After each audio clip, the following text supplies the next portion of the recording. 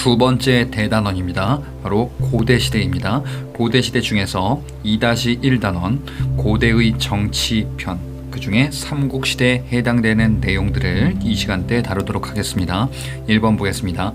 고구려 백제 신라의 시조들을 각각 순서대로 보자면 바로 주몽, 온조, 박혁과세 이렇게 각각 시조들이 되겠습니다. 2번 보겠습니다. 고구려 고대 국가의 기틀을 마련했었던 왕이고요. 계루부 고씨의 왕위 독점을 이 시기 때 이뤄내게 되죠. 바로 고구려의 태조왕이 되겠습니다. 3번입니다. 부족 성격을 행정적 성격으로 개편했다. 자, 고국천왕 시기 때 어떻게 개편했나요? 기존의 부족적 성격의 5개 부족을 행정 성격의 5% 고국천왕의 업적으로 소개가 되고 있습니다. 고국천왕 때에는요, 왕위의 부자 상속을 확립하기도 합니다. 4번 보겠습니다. 고국천왕 당시에 국상, 중요한 직책이었었는데 바로 진대법 시행을 건의했었던 인물입니다. 을파소라는 인물이죠. 5번 동천왕 당시에 침입한 위의 장수가 있습니다. 동천왕은 잘 나오진 않는데 나올 수도 있다. 나온다면은 이런 것들이 나올 겁니다. 바로 이제 관구검의 침입을 받게 됩니다. 6번입니다. 고구려 동천왕의 피해 지역이자 고구려 미천왕이 차지했었던 지역, 자, 서안평이 되겠습니다. 미천왕이 차지했었던 지역으로서 소개되기도 합니다. 미천왕 얘기할 때 등장하는 지명이죠. 7번 한사군의 하나입니다. 고구려 미천왕에 정복됐었던 그런 곳이죠. 바로 평양 인근의 대동강 지역 한사군 중에 낭랑이 있습니다. 한사군은 한이 고조선을 멸망시키고 나서 설치했었던 곳이 한사군이 되겠죠. 8번 백제 근초고왕에 전사당했다. 평양성 전투에서 패배하면서 전사당한 고구려의 왕이 있네요. 바로 고국원왕입니다. 9번 보겠습니다. 고국원왕 당시 침입한 선비족의 왕 모용황이다. 모용이라는 단어만 기억해 주셔도 넘칩니다. 10번 고구려 율령, 불교를 공인하고 태학, 율령을 반포하고요. 중국의 전진으로부터 불교를 받아들이고 공인하게 되지요. 그리고 유학교육관 태학까지 설립했었던 고구려의 소수림 왕이 되겠습니다. 11번입니다. 백제 고대 국가의 기틀을 마련했었던 왕입니다. 백제의 왕이죠. 3세기 율령, 관등 이런 체제를 확립했었던 왕이고요. 목지국을 정복하기도 했었다. 바로 이제 백제의 고이왕이 되겠습니다. 12번 고구려 고국원왕을 전사시켰었던 4세기 백제 전성기 앞서 고국원왕 얘기에서도 등장했었죠. 바로 이제 근초고왕입니다. 근초고왕은요, 요서, 산둥, 규슈 일대에 중국과 일본 지역으로도 진출하고요. 그리고 왕위의 부자 상속을 확립했었던 왕입니다.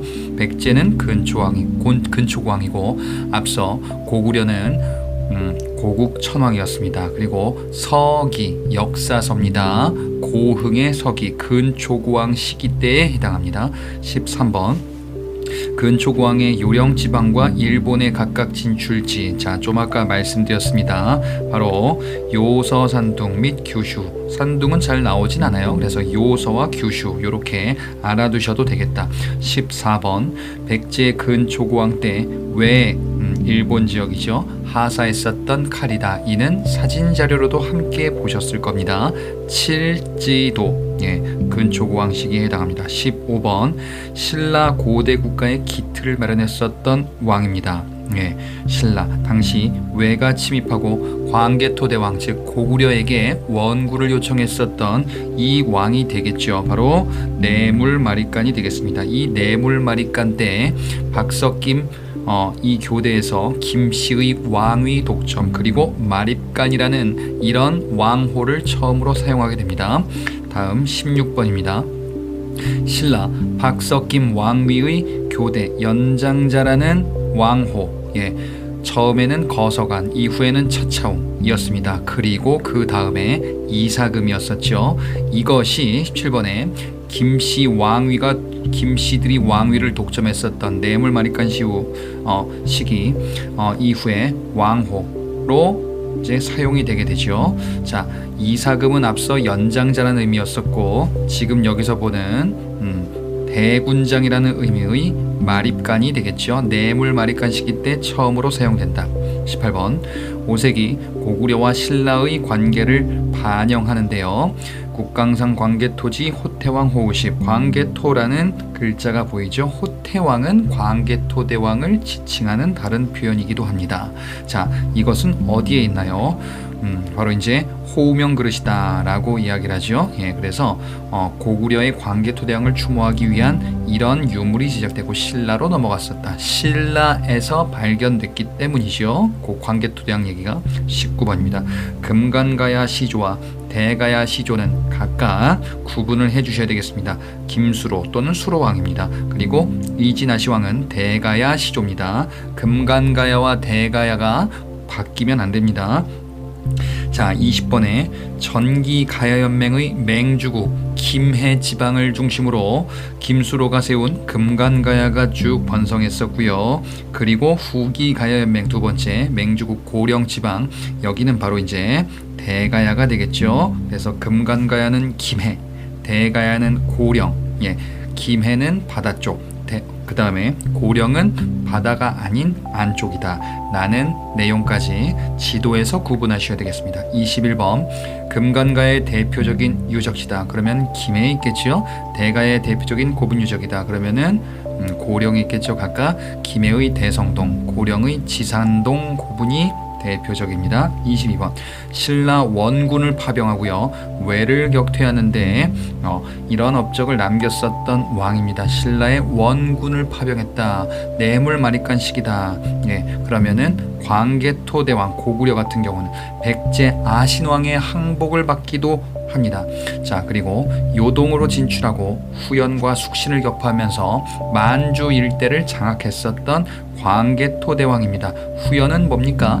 자, 전연과 후연 선비족의 국가입니다. 광개토대왕 때 이 선비족의 후연을 격파하게 되는구나. 숙신은 바로 여진족을 의미합니다. 23번 건국설화로서 수묘인 그리고 최초 연호가 이제 발견됐었다. 자, 이게 바로 이제 광개토 대왕릉비에서 알 수 있는 내용이죠. 자, 고구려의 건국설화, 수묘인 그리고 최초의 연호가 새겨져 있는데 이 광개토 대왕릉비에 새겨져 있는 최초의 연호는 바로 영락이라는 연호입니다. 여러분들 사진에서 영락이라는 이런 얘기가 나오면은 광개토대왕이다 라는 사실을 시기적으로 구분해 주시면 되겠습니다. 24번 선비족의 국가 각각 고국 원왕 때 고구려를 침입했다. 고국 원왕 때에는 백제뿐 아니라 바로 이 나라 전연 그리고 아까 말씀드렸던 것처럼 광개토대왕이 정복했었던 선비족의 국가 후연이다. 자, 이렇게 각각 고국 원왕과 광개토대왕 시기로 구분해 주시면 되겠습니다. 25번 고구려의 불교를 전해준 국가, 백제의 불교를 전해준 국가, 각각 중국의 국가인데 이름이 다릅니다. 고구려 같은 경우에는 전진이고요. 백제 같은 경우에는 동진입니다.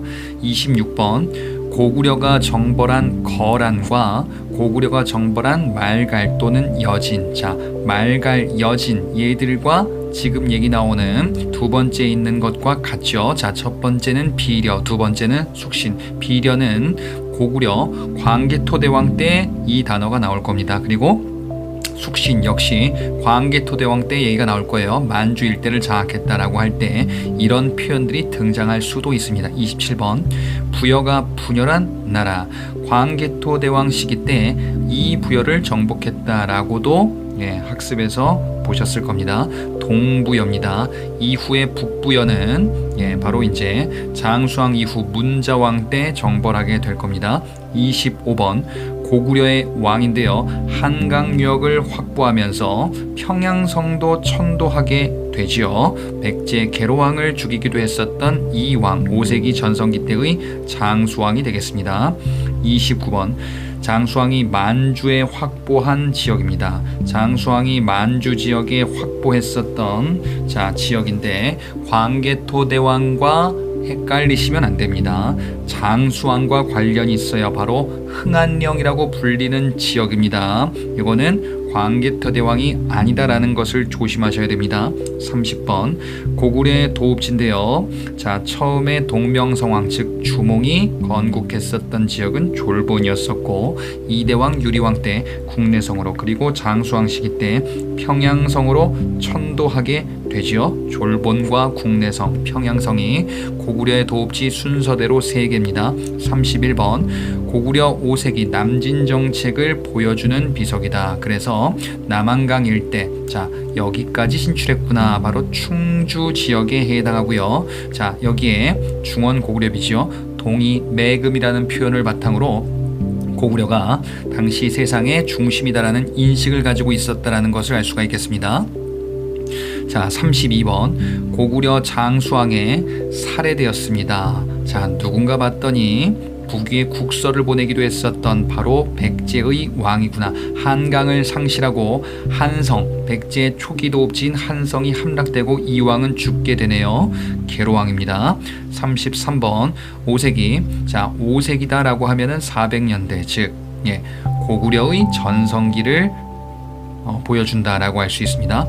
백제 비호왕과 동맹을 맺었었던 왕인데 이때는 고구려가 전성기이고 백제와 신라가 동맹을 맺을 때죠. 비호왕과는 신라의 눌지마리간, 그 다음에 두 번째 백제 동성왕과 결혼 또는 혼인 동맹을 맺었다. 소지마리간, 눌지마리간과 소지마리간 신라의 왕들입니다.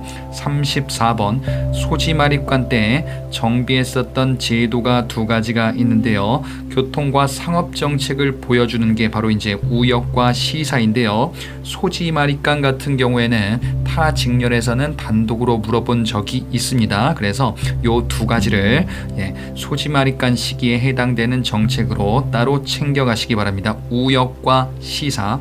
35번 신라 왕이고요. 중국식 왕호를 사용합니다. 국호를 신라로 확정했었던 이 왕, 당연히 단독으로도 물어봅니다. 지증왕입니다. 36번에 지증왕이 정벌했었던 울릉도의 지명입니다. 그리고 누가 정벌하였는가? 우산국이라고 불렸고 이사부가 정벌하게 되죠. 지증왕 시기에 해당한다. 다음입니다.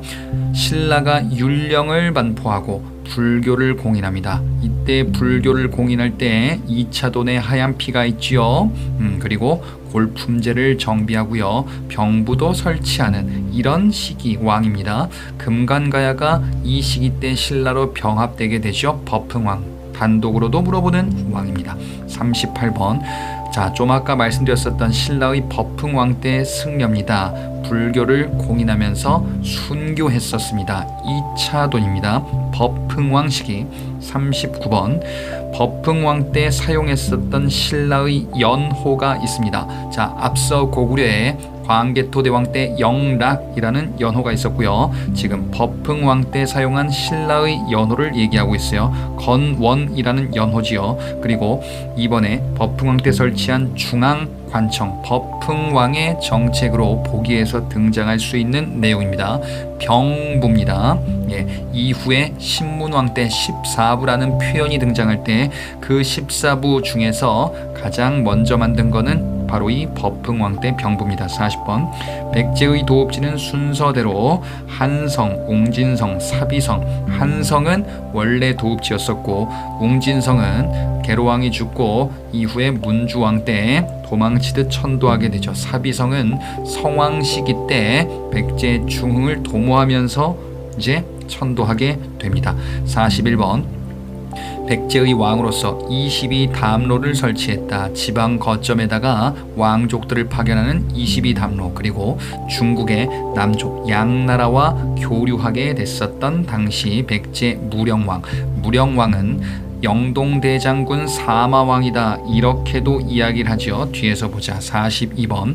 백제 무령왕이 지방에 설치했었던 행정구역, 바로 좀 아까 말씀드렸었던 22담로입니다. 백제 무령왕이다 라는 사실.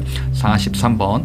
무령왕 때 교류했었던 중국 남조의 국가 양나라와 교류했었다. 이것을 알 수 있는 그림이 있죠. 사신들 그림 양직공도라는 그림도 있었습니다. 44번 무령왕이 양나라에게 받은 자코로서 영동대장군이다 라고 이야기를 하고요. 사마왕이라는 표현은 무령왕을 지칭한다 라는 것도 알아두시면 되겠습니다. 45번 사비로 천도했었던 백제의 왕이고 국호를 남부여로 계칭하게 되는구나. 백제 성왕이지요. 하지만 관산성 전투에서 신라 진흥왕이 배신하자 관산성 여기서 맞붙었었는데 성왕이 결국에는 패하고 진흥왕의 전사 사로잡혀서 죽게 되죠.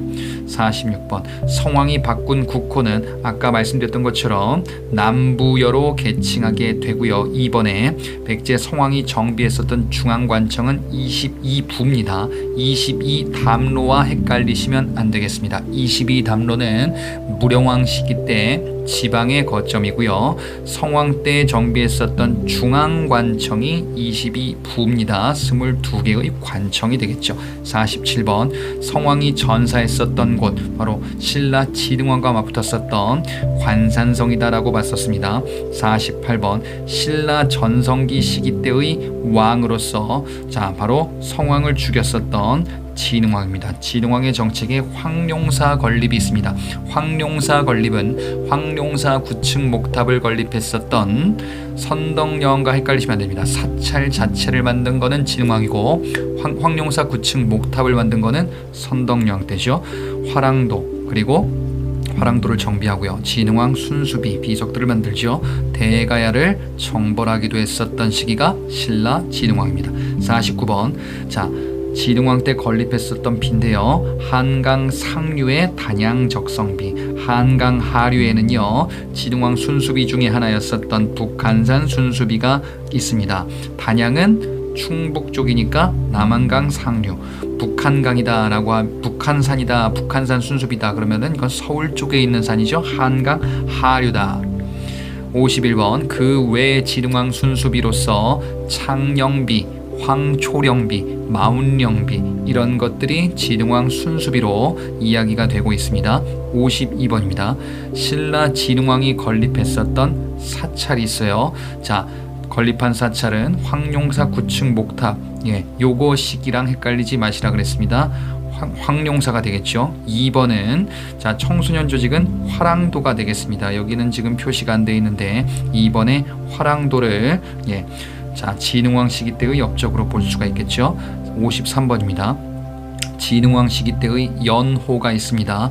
개국과 대창이라는 연호가 있죠. 앞서 법흥왕 시기 때는 건원이라는 연호가 있었고요. 진흥왕 때는 개국 및 대창이 사용되었습니다. 54번 고구려와 신라의 한강 쟁탈전이다. 이곳에서 전사한 인물이 있습니다. 고구려와 신라의 한강 쟁탈전이다라고 한다면 이제 진흥왕 이후 시기에 고구려가 이를 되찾고자 아차산성에서 온달이 활약했으나 결국에는 전사하게 되었다. 이 시기는 영량왕 시기 즈음으로 파악이 됩니다. 55번 백제 무왕이 천도하고자 했었던 지역이 있네요. 백제 무왕은 기존의 사비에서 바로 이곳이죠. 익산으로 천도하고자 했었고 이곳에 사찰을 만들게 되니 미륵사지 석탑이 문화편에서 우리를 기다리고 있죠. 백제 무왕 때입니다. 56번 신라 선덕여왕 당시에 여자왕을 인정할 수 없다라고 하면서 난을 일으켰었던 비담이라는 인물이 있습니다. 선덕여왕은 약간 복병 같은 왕이에요. 물어볼 수도 있는 왕인데 그렇다면 보기에서 등장할 수도 있겠다. 물론 가장 중요한 거는 황룡사 9층 목탑이 되겠죠. 57번 신라 진덕여왕이 당 황제에 지어서 바친 시가 있습니다. 오원태평송이다. 이 진덕여왕은요 본격적인 친당 정책을 꾀했었던 왕입니다. 그러면서 57번과 같은 즉 오원태평성과 같은 당 황제의 비위를 맞추는 시.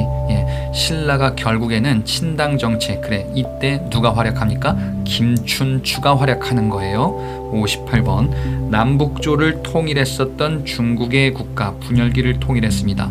자, 고구려를 쳐들어왔죠. 살수대첩으로 큰 피해를 입고 멸망하게 되는 이 나라, 바로 중국의 수나라입니다. 반면에 안시성 전투, 고구려와 맞붙었었던 이 중국의 국가는 당나라입니다. 수나라인지 당나라인지 구분을 해주시라 라는 주문입니다. 59번 고구려와 수의 전투, 을지문덕이 활약하죠. 자, 이때 왕은 영양왕입니다. 바로 살수대첩이 되겠죠. 60번 정변을 일으켰습니다. 자, 고구려에서 영류왕을 폐위하고 보장왕을 옹립했었던 왕, 이 사람이고요. 이 사람은 왕을 허수아비로 만들고 본인이 절대 권력을 행사하게 됩니다. 대망리지라는 직책을 이제 이 사람이 누리게 되고요. 당에 대해서 강경파로서 연계의 소문이 있습니다. 자, 이 연계의 소문은 문화편에 어떤 주제가 있느냐, 바로 불교를 탄압하고 도교를 장려하기도 했었다 라고도 알려져 있는 인물이죠. 61번입니다. 고구려와 당의 전투. 자, 양만춘이 활약했다라고도 알려진 안시성 전투, 당나라와의 전투입니다. 62번 나당동맹을 체결했었던 인물, 최초의 진골 출신입니다. 오타가 났네요. 진골 출신으로서 무열왕이 즉위하게 되는구나. 자, 무열왕으로 즉위했었던 김춘추입니다. 나당 동맹을 체결했었던 인물, 그래, 바로 친당 정책을 꾀했었던 진덕여왕 시기 때에 해당하는 인물이지요. 그래서 이후에 무열왕으로 즉위하는구나. 63번에 금관가야 왕족 출신의 인물입니다. 김춘추와 연대했었던 삼국 통일의 주역이 되죠. 김유신 활약하는 여러 내용들이 우리를 기다리고 있구나. 자, 요 다음부터 번호가 여러분이 받으신 자료와 조금 오류가 있어가지고 수정을 좀 했습니다. 64번 보겠습니다. 백제와 신라의 최후의 전투. 자, 백제의 계백, 신라의 김유신 맞붙었었던 황산벌 전투가 있죠. 당시 왕은 백제 의자왕이겠구나. 그리고 신라는 무열왕이겠다. 65번 백제 부운동의 전투가 있다. 외의 지원. 백제는 멸망 후 외가 지원군을 원군을 보내기도 했었죠. 백강 전투다라고도 이야기한다. 백제 부운동에서 활약했었던 인물들이 여럿 있습니다. 복신과 도침, 흑치상지, 부여풍, 지수신, 이런 인물들이 백제 부운동을 주도했었던 인물들입니다. 그렇다면 고구려 부운동을 주도했었던 인물들은 누가 있는가요? 고연무, 안승, 건모잠, 이런 사람들은 고구려 부운동을 주도했었던 인물들입니다. 자, 그 중에서도 68번에 고구려 부운동인데 신라의 지원을 받게 되죠. 신라의 지원을 받아서 결국에는 나라도 만들었었던 이런 인물이 있네요. 안승이고요. 이 안승이 설립했었던 국가가 보덕국입니다. 보덕국의 위치는 바로 금마저라는 곳인데 이곳은 익산지역이다 라고도 알려져 있습니다. 69번 당나라가 한반도를 지배하는 목적에서 설치했었던, 자, 고구려 백제 신라 지역에 도독부, 도호부 이런 것들을 두게 되죠. 안동 도호부 고구려 지역에, 웅진 도독부 백제 지역에, 계림 도독부 신라 지역에 이렇게 두었구나. 그래서 신라와 당은 전쟁을 벌이게 되는구나. 신라는 당을 축출하기 위한 나당 전쟁을 벌이게 됩니다. 자, 이 나당 전쟁에서 신라가 당에게 승리를 거두게 되네요. 두 가지가 있습니다. 자, 바로 매소성 전투와 기벌포 전투, 두 가지가 나당 전쟁에서 신라가 당에게 승리했었던 전투입니다. 71번 신라가 삼국 통일 후에 설정했었던 국경선은요, 이강부터 바로 원산만까지입니다. 대동강부터 원산만까지. 그래서 영토상 불완전한 통일이었다라고도 이야기를 했어요. 72번 고구려 백제 신라의 귀족회의 통치 정치 체제는 어떠한가? 자, 귀족회의는 무엇이 있나요? 고구려는 제가회의, 그리고 백제는 정사암회의, 신라는 화백회의라고 하죠. 예, 그래서 각각의 국가로 매칭을 시켜주셔야 되겠습니다. 73번 고구려, 백제, 신라의 귀족의 수상 직책이 조금씩 다르구나. 자, 고구려 같은 경우에는요, 대대로 또는 망리지다라고도 이야기를 합니다. 백제는 상좌평, 좌평이라는 글자는 백제를 표현하는 글자입니다. 신라는 상대등이다. 상대등은 법흥왕 시기 때 업적에 소개되어 있기도 할 겁니다. 74번 백제의 관등수와 신라의 관등수는 각각 16개, 백제가 16개, 신라는 17개. 자, 백제와 신라를 구분해 주시면 되겠습니다. 75번 고구려, 백제, 신라의 지방 행정이 각각 어떠한가. 최상급 행정단위 고구려는 수도를 5부, 지방을 5부로 정비합니다.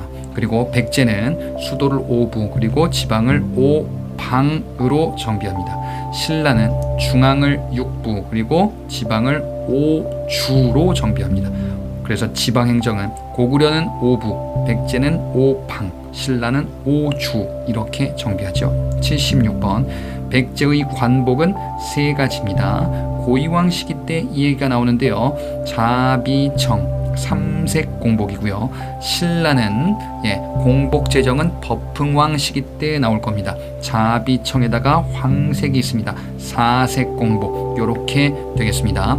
78번 백제 왕명 출납을 담당하는 좌평, 가장 우두머리다라고도 볼 수 있겠습니다. 내신좌평인데 상좌평과 유사하다라고도 보시면 되겠습니다. 79번 자, 각각의 장관 직책들은 무엇이 있는가? 고구려는 앞서 본 것처럼 지방을 5부로 나뉘고요. 5부에 욕살이 있습니다. 고구려는 욕살이에요. 백제는 5방이 있죠.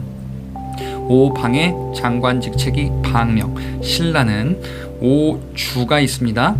장관 직책이 군주가 되겠죠. 80번 토착 세력의 지배자, 토착 세력의 지배자로서요, 중앙에서 파견된 관리가 아닙니다. 중앙에서 파견되었다라고 오답을 유도할 겁니다. 바로 촌주입니다. 81번 중국이 만주 일대 우리 국가들을 왜곡하면서 자신들의 국가 역사로 편입시키려는 이러한 작업들을 몽땅 뭐라고 하느냐, 동북공정이다 라고 이야기를 하죠. 영상이 도움이 되셨다면 좋아요와 알림 설정을 부탁드립니다.